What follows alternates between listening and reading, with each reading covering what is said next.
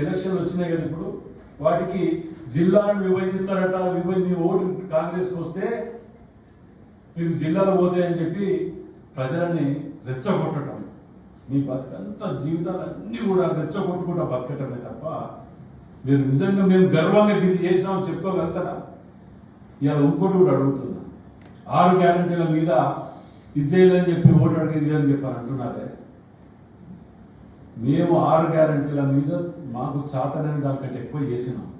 మిగతా లేట్ అవడం కూడా కారణం ఏంటంటే మీరు చేసిన దుర్మార్గమైనటువంటి ఆర్థిక నేరస్తులు, మీరు చేసినటువంటి రాష్ట్రాన్ని ఆర్థిక నేరస్తులుగా మీరు నాశనం చేసినందుకు ఇవాళ అవి లేట్ అవుతున్నాయి.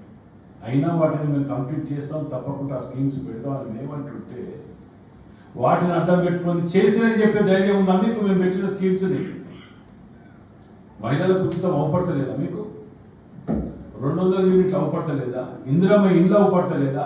2 లక్షల రూపాయల రుణమాఫీ చేస్తే దాని మీద కూడా దుర్మార్గంగా ప్రచారం చేస్తుంది. మరి నేను అడగగలుగుతా, 2 ఏళ్లలో మేము దీనికి అడుగుతున్నది చెయ్యని వాటిని చెప్పినా తప్ప చేస్తే చెప్పలేదే.